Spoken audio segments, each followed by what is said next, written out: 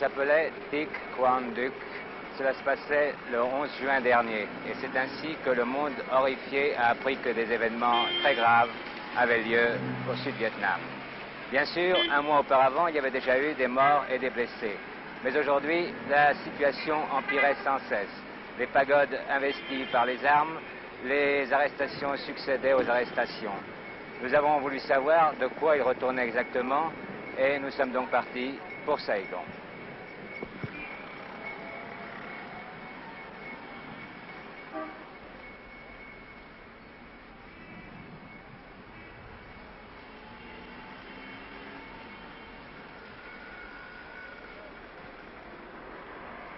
Au premier coup d'œil, rien ne paraît avoir changé. La ville éclate toujours de cette harmonieuse incohérence de bruit, de mouvement, de couleurs, de beauté, qui fait qu'il est impossible de ne pas en tomber amoureux dès qu'on la voit.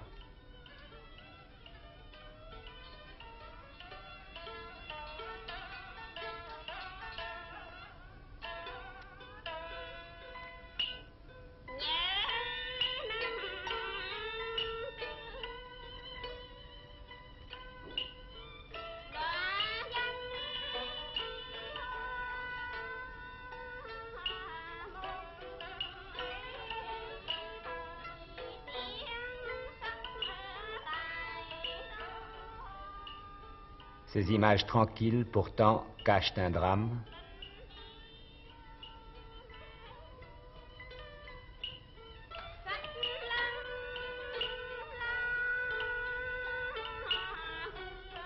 Regardez bien.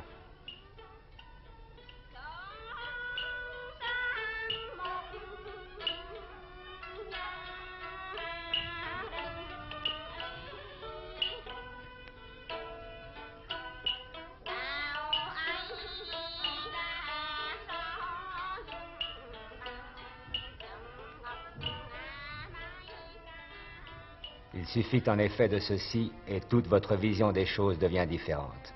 Ceci sur les murs, ce sont des affiches qui rappellent que dans les pagodes, on aurait trouvé des armes et des documents prouvant la complicité du bouddhisme et des communistes Viet Cong.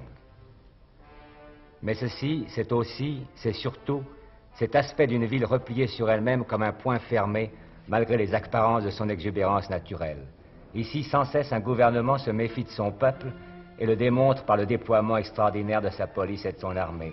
Et un gouvernement qui se méfie de son peuple, cela ne veut-il pas dire d'abord un peuple qui n'a plus confiance en son gouvernement? Partout, c'est le même spectacle. Partout, tanks et mains nues se croisent en feignant par peur ou par dignité de s'ignorer. Et on en arrive même à oublier que ce peuple est en état permanent de guerre depuis 21 ans pour finir par croire qu'il ne se bat que depuis quelques semaines, depuis ce fameux 11 juin, justement.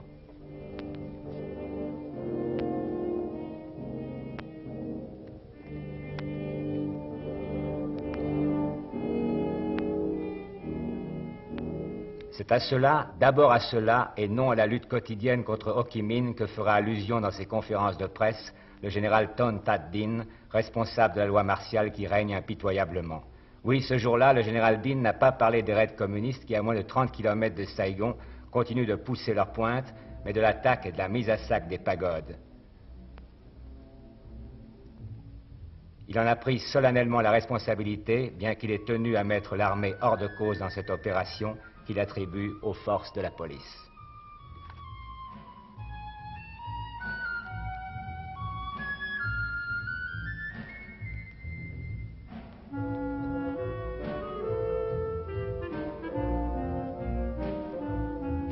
C'est à cela, d'abord à cela, solitaire dans sa longue voiture noire qui traverse en trombe l'ancienne rue Katina, que pense le président de la République, Ngo Dinh Diem. Dans son palais de Gialong, où il séjourne assez inconfortablement depuis que des aviateurs en révolte ont détruit l'an dernier sa résidence habituelle, c'est pour cette seule raison que celui que certains ont appelé jadis un dictateur démocrate a reçu la plus étrange des visites. Par chance, nous étions présents. Et c'est ainsi, à quelques mètres de nous, que nous avons pu voir ces authentiques chefs bouddhistes faire acte d'allégeance au président Diem. Mais ne vous y trompez pas, ces hommes ne représentent qu'une infime minorité dans une communauté bouddhiste aussi nombreuse que variée dans ses inspirations et même dans sa façon de vivre.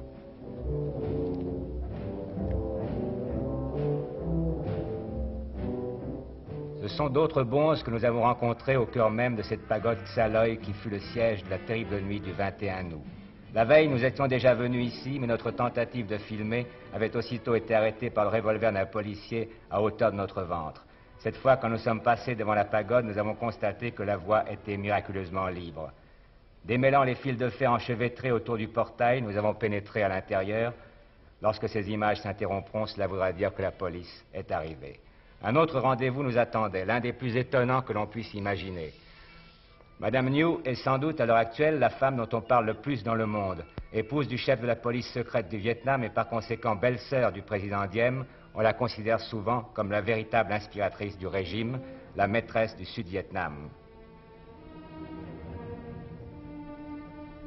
Cléopâtre ou Jeanne d'Arc, Madame New est en tout cas un personnage hors série. De plus, elle a le mérite de la franchise de ses mots et du courage de ses actes. Vous avez souvent vu la mort de très près. L'année dernière encore, lorsque les aviateurs ont attaqué le palais, vous avez failli... Oh, ben ce n'est pas... Vous avez été blessé, je crois. Oh oui. Oh, mais ce sont les risques, vous savez, habituels. Qu'est-ce que vous voulez? On est ou on ne l'est pas dans un pays sous-développé. Tous les pays sous-développés sont comme des enfants, constamment secoués par des maladies infantiles. C'est des coups d'État et toutes sortes de choses de ce genre. J'accepte mon sort et je fais ce que je peux. On a dit que pendant l'attaque du palais, justement, par les aviateurs rebelles, vous êtes tombé de 2 étages à travers un trou dans un plancher, que vous êtes retrouvé indemne. Oui, ça c'est un peu romancé. bizarre. Non, c'est vrai? Oui, c'est vrai. C'est-à-dire, vous voyez, eh bien, il y avait le feu, la fumée, il y avait toutes sortes de choses et je ne voyais pas, je ne voyais pas où j'allais. Je voulais entrer dans la chambre de mes enfants et il n'y avait plus de porte, je voyais un trou, j'ai sauté c'est-à-dire, je voyais une éclaircie et j'ai sauté à travers cette éclaircie. Je ne savais pas que j'étais tombée de 2 étages. Mais vous savez que les étages du palais, eh bien, 2 étages du palais, c'est 4 étages ordinaires. Vous savez, alors c'était au moins 10 mètres. Et le plus drôle, c'était que juste à côté de moi, il y avait une bombe qui était tombée. Cette bombe, elle était grosse. Elle avait 50 kilos au moins. C'était comme un petit cochon. Et cette bombe n'a pas éclaté. Elle était là et moi, j'étais là. Et nous étions tous les deux là. Et je n'ai rien eu. Est-ce que vous craignez la mort? Oh, moi? Oh non, pas du tout. Parce que si je craignais la mort, qu'est-ce que je pourrais faire? Je ne pourrais même pas faire un pas. Parce que dans ce pays-ci, on est tout le temps en but à la mort. Et si on craignait la mort, on ne pourrait rien faire. Les journaux de tous les pays du monde ont beaucoup parlé de vous tous ces temps-ci. Certains ont même été jusqu'à vous rendre responsable de la crise actuelle. Que répondriez-vous à de telles attaques? On me rend responsable de la crise actuelle. Oh, j'ai entendu dire cela, mais c'est insensé. Et d'après moi, ça prouve le cynisme de ces rebelles aidés par les communistes, forts de leur réseau international de propagande. Ils s'imaginent qu'ils peuvent imposer les mensonges les plus grossiers au monde. Mais je me demande comment on peut m'accuser d'être responsable de cette crise, étant donné que pendant 3 mois, rappelez-vous cela, 3 longs mois, je n'ai pas ouvert la bouche. Et le gouvernement, pendant ces 3 longs mois, était comme un tapis devant les rebelles. Et tout le pays était paralysé par la peur. Parce qu'on ne comprenait pas pourquoi ce gouvernement qui est en train de triompher du communisme, soudainement se tient quoi, silencieux, immobile, effrayé. On n'arrivait pas à comprendre. Et voilà, parce que j'ai essayé de briser cet envoûtement, on m'accuse d'être responsable. Je n'accepte pas cette accusation. Parce que pour moi, eh bien, c'était de mon devoir de pousser le cri d'alarme qui doit empêcher aux voleurs de faire main basse sur mon pays. Et quel est votre rôle politique exact? Moi, je n'ai pas de rôle politique. Je me considère exactement comme, vous savez, le petit enfant non-conformiste de ce conte d'Andersen. Vous connaissez cette histoire? C'est des charlatans prétendent qu'ils ont habillé le roi d'un pays des vêtements les plus beaux et que seuls les intelligents peuvent voir. Alors, bien entendu, tout le monde se rue pour admirer ces vêtements magnifiques, alors qu'en vérité, le roi est nu comme un verre. Et ce délire ne cessa que lorsqu'un enfant, un petit enfant, dans la foule, se mit à crier « Mais le roi est nu !» Et cet enfant il a de la chance, il appartient à un temps où, au lieu de le lyncher pour avoir dévoilé la vérité, eh bien, on a puni les charlatans et on l'a félicité. Moi, j'appartiens à un temps cruel. Je ne fais que jouer, qu'être cet enfant non conformiste. Eh bien, le monde, au lieu de punir les charlatans, se rue vers moi pour me lyncher, simplement parce que je dévoile cette tricherie. Si vous pensez ne pas avoir un rôle politique précis, il vous arrive quand même, par votre situation d'hôtesse de la présidence, d'être au courant de beaucoup plus de choses que le commun des mortels. Je voudrais savoir, par exemple, si le jour de l'attaque des pagodes, vous étiez au courant que cette attaque allait avoir lieu. Oh, j'ai décidé de ne rien dire à ce sujet. Je respecte... Excusez-moi, mais comme je ne dis jamais que la vérité, oui. Alors je préférais, le mieux pour moi, c'est de ne pas dire des choses choses que je ne peux pas dire. Ah bon. Bon, quels sont les hommes d'État étrangers que vous préférez? On va parler des morts, hein, parce que je ne voudrais pas faire de jaloux. Ah, dans le passé. Pour ça aussi, je préfère ne rien dire pour ne pas faire de jaloux. Oui, même Jules César, quoi, vous savez, ce ne serait pas grave. Oh non, je préfère ne rien même.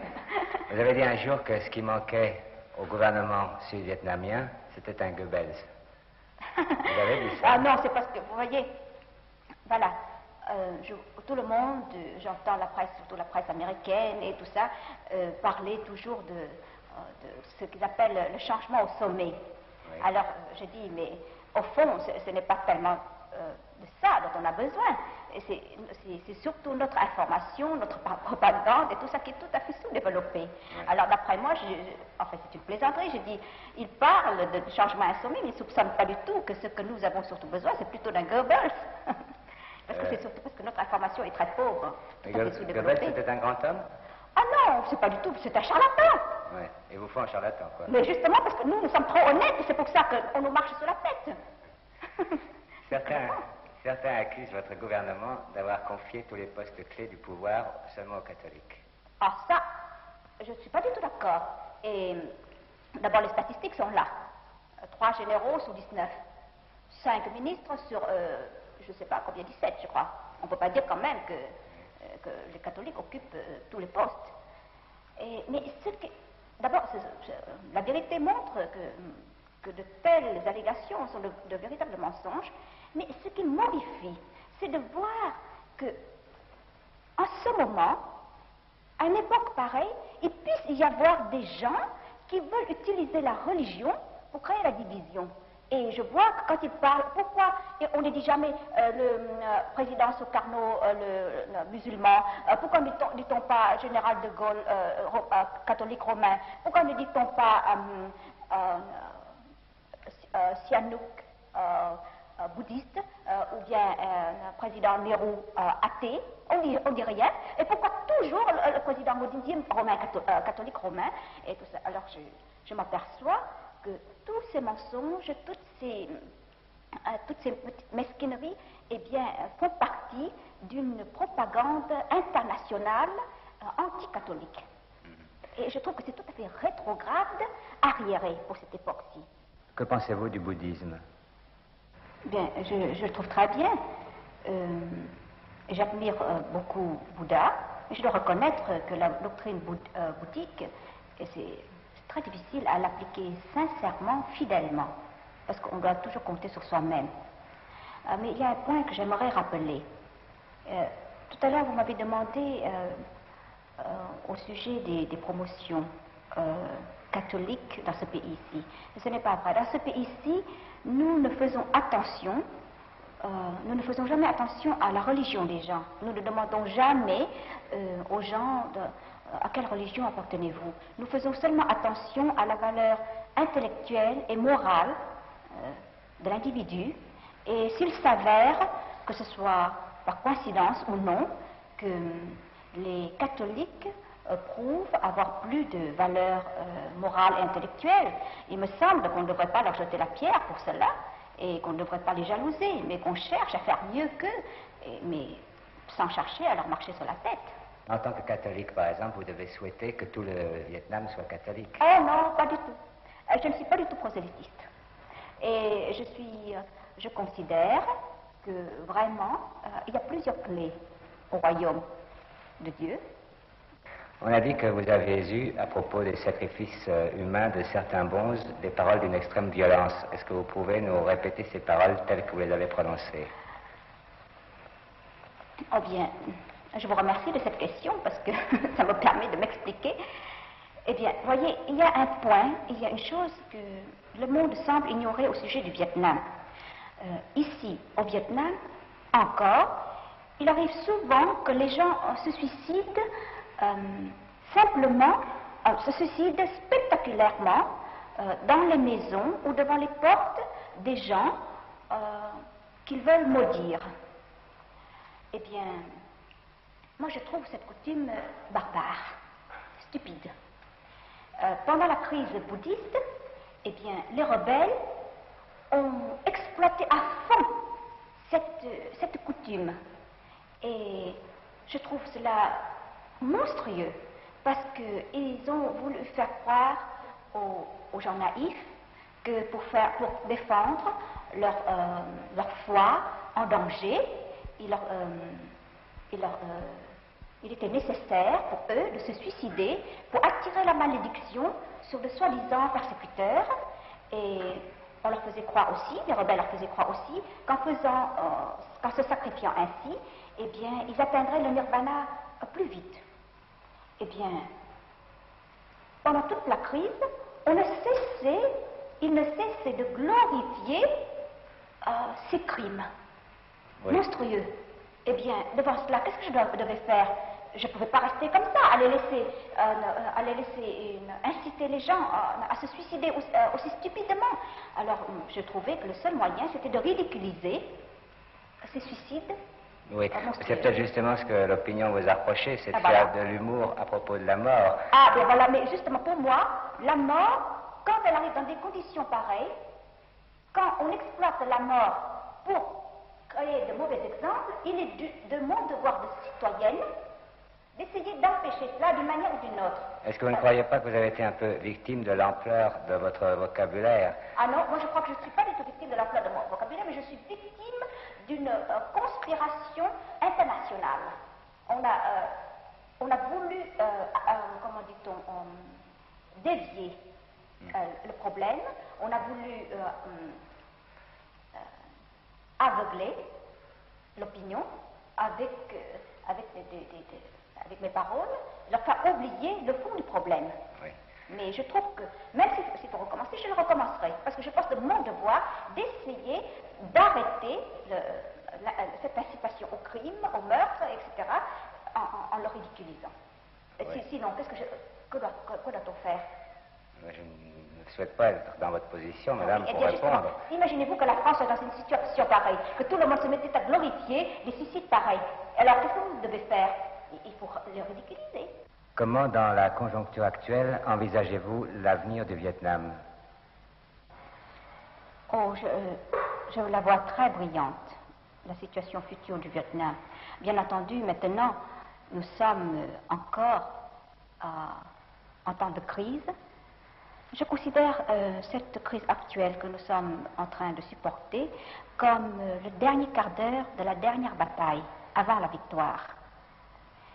Mais je suis sûre en la victoire finale parce que, d'après moi, le prix de la victoire ne peut pas être payé par des stratagèmes sordides, mais surtout par l'effort héroïque et honnête du peuple vietnamien. D'ailleurs, en ce sens, la France elle-même, à travers son gouvernement, a déjà donné rendez-vous pour le futur avec le Vietnam dans sa très récente déclaration à notre sujet. Quittant la France et passant aux États-Unis, est-ce que la politique américaine actuelle vous paraît satisfaisante ou est-ce qu'elle a des lacunes graves en ce qui concerne ce Vietnam? Ça, c'est une question difficile. Je crois qu'il vaut mieux attendre. Oui, je vais en poser alors une toute petite. On a dit que M. Cabot Lodge, en venant ici, avait demandé que vous quittiez votre poste et notamment le pays. Moi? Oh non, M. Cabot Lodge est un homme sensé. Il n'irait pas demander des choses absurdes. Oh, ça, bien entendu, le roi de l'Amérique et puis on dit, ils disent ça, mais M. Cabot Lodge, jamais de la vie, il n'irait dire une chose pareille, ça c'est certain. En tout cas, nous considérons ce dernier quart d'heure comme une épreuve non de force physique, mais de force morale. Et à cause de cela, nous vaincrons. Et tant pis pour ceux qui ne le veulent pas. Qu'on le veuille ou non, le gouvernement de M. Diem est sur le plan international dans un état d'isolement presque total. Presque tous les pays ont pris parti contre lui. Il y a des pétitions, des manifestations dans tout le monde. Est-ce que cette solitude ne vous effraie pas? Oh, pas du tout, parce que nous avons été habitués à constamment à faire cette guerre inhumaine pendant 9 ans, mais toujours contre l'opinion. L'opinion était toujours à nous. Chaque fois qu'elle ouvre la bouche, c'est pour nous condamner. Et d'ailleurs, c'est pour cela, on m'a toujours demandé, mais pourquoi vous avez l'air de vraiment de ne pas vous occuper de cette opinion? Alors je dis, qu'est-ce que je peux faire? Je ne suis pas une magicienne. Si elle a envie de s'aveugler, si elle a envie de croire des charlatans, que puis-je? Tout ce que je peux faire, c'est de démontrer à cette opinion qu'elle a tort. Alors pour démontrer qu'elle a tort, eh bien, je dois garder tout mon courage et continuer la lutte sans elle. Et ici, dans le pays, nous sommes unis et nous allons vaincre. Et notre but, c'est de montrer à cette opinion qu'elle a eu tort d'écouter des charlatans.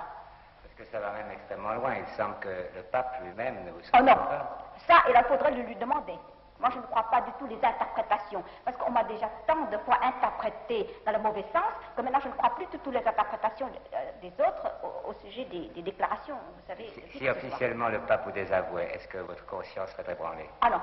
Parce que vous savez, en tant que catholique, je ne suis tenue de croire dans ma religion, enfin, qu'au dogme de ma religion, et le pape n'est infaillible que lorsqu'il décrète quelque chose ex cathedra.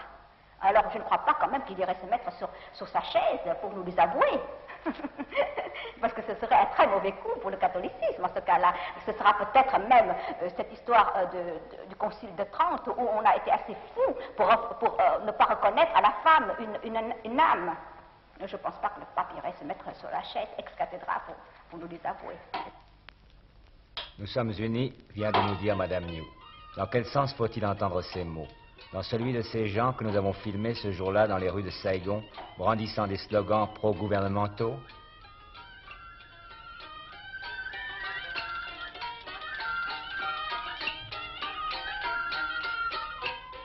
Ou dans le sens de cette autre foule qui regardait en silence, encadrée par un double cordon de policiers et de soldats?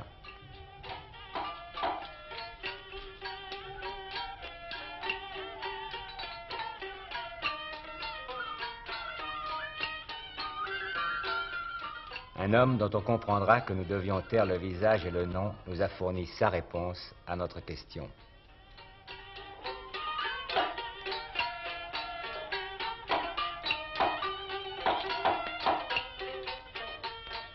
Écoutez-le. Les gens qui sont là, ils sont venus comment? Ah ben voyez-vous, je parle personnellement de moi. J'habite chez moi, puis le bon matin, dans le quartier, il y a un chef de quartier qui dit il faut aller aux manifestations, si vous n'allez pas, moi je vous fais un compte-rendu. Eh bien, je vois ça, c'est pas une question naturelle. Est-ce que vous pensez qu'il est encore possible qu'il y ait des manifestations contre Diem dans l'avenir? Je crois qu'il y a beaucoup de possibilités qui s'arrivera, mais ça sera fait avec des gens instruits, c'est-à-dire je parle des étudiants, des professeurs. Mais comment est-ce qu'on peut faire une manifestation étant donné que chaque rue est pratiquement barrée et contrôlée par des policiers? Eh bien, vous savez, ça sera avec des grands risques qu'on fait ça. Dernièrement, on a eu des étudiants qui ont tué une étudiante, et puis ils ont tiré sur des étudiants qui sont blessés. Mais vous savez, il y a des fois qu'on ne peut plus tenir et puis il faut le faire. On sait que c'est dangereux, mais il faut le faire. À votre avis, la population est contre Diem dans quel pourcentage? Je vais vous parler. Personnellement, pas à lui. Parce que lui, nous, on reconnaît c'est un type qui est assez bien. Au fond, il a fait du pays pour ça. Mais ce que nous ne voulons pas accepter, c'est son entourage. Alors, nous voulons pas un vrai changement, mais nous voulons dans la façon de gouverner, de gérer la population, notre façon. Et en somme, vous êtes prêt à mourir pour un simple adoucissement du régime? Voyez-vous, n'importe comment, on meurt une fois dans la vie. Mais si, vraiment, pour le pays, je pourrais le faire. Et puis, simplement, voyez, je vous parle, je suis contre le communiste. Je suis contre le communiste, je vous affirme.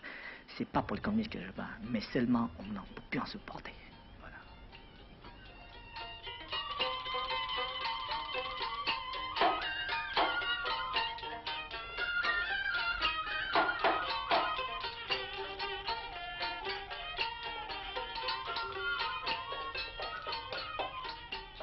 À Saïgon, aujourd'hui, tout est loin d'être fini.